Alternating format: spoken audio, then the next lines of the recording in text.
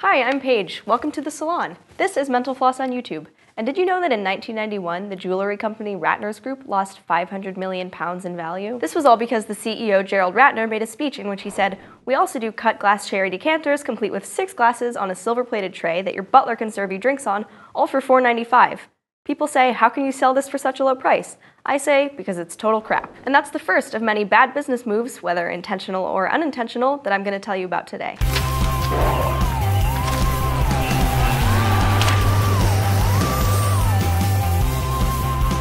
In 2010, the CEO of LifeLock, Todd David, put his social security number on billboards and advertisements to prove that the company could protect people from identity theft.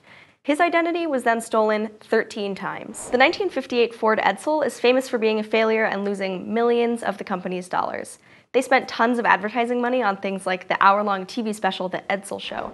They also ran a promotion in which every Edsel dealer in America was given a pony to give away to a lucky family who test drove the car. But it turned out that people just didn't like the car's appearance, price, and gas mileage. Speaking of which, the DeLorean Motor Company went bankrupt in 1982 after they had only made less than 9,000 DeLorean DMC-12s. They may have looked fancy, but the cars only had 130 horsepower, the floor mats rubbed onto shoes, and the doors stuck. I'm glad we got one before they went out of business. In 2002, Consumer Reports published that Sharper Image's air purifier, Ionic Breeze, was ineffective. Sharper Image sued them, but the suit was dismissed and the company ended up having to pay the consumers union.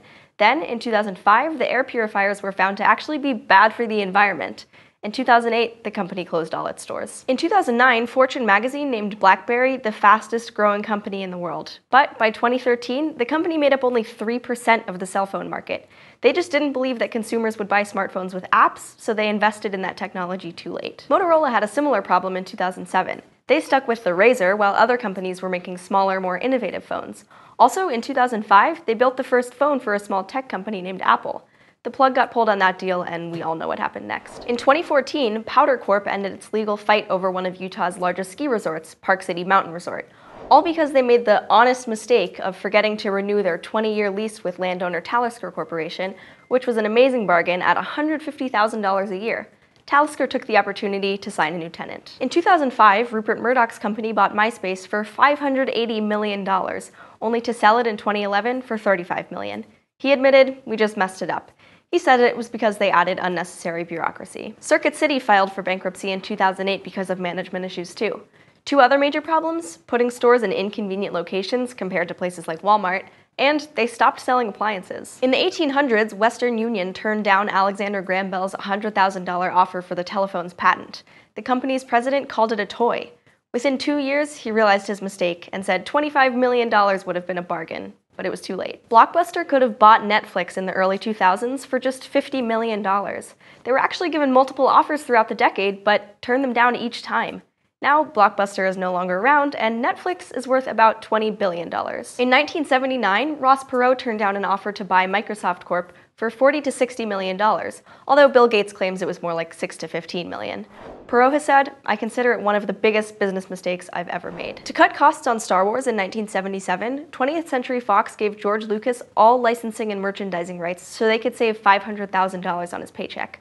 Those rights have made Lucas a billionaire. You're welcome for our contribution to your billions, George. In 1999, Google founders Larry Page and Sergey Brin offered to sell Google for $1 million to Excite, which you'll now know as Ask.com. They even lowered the amount to $750,000, but were rejected. Google is now worth around $395 billion. Pets.com spent a lot of money on advertising between 1998 and 2000, with a Super Bowl commercial and a Macy's Thanksgiving Day parade balloon. But the online pet store ended up losing $147 million in 2000.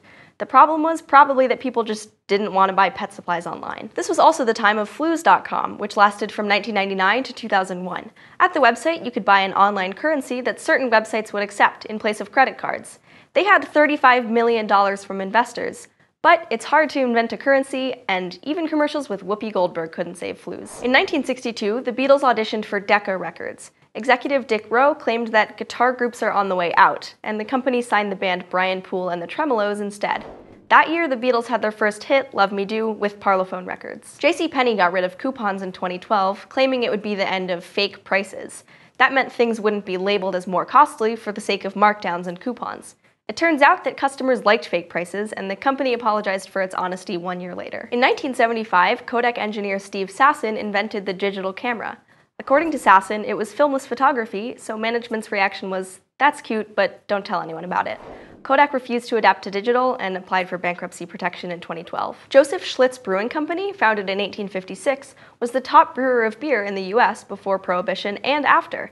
It lost its status in 1957, but was still number 2. The company started really going downhill in the 70s when the president replaced some barley in the recipe with corn syrup and silica gel. In 2005, Sprint bought Nextel for $35 billion.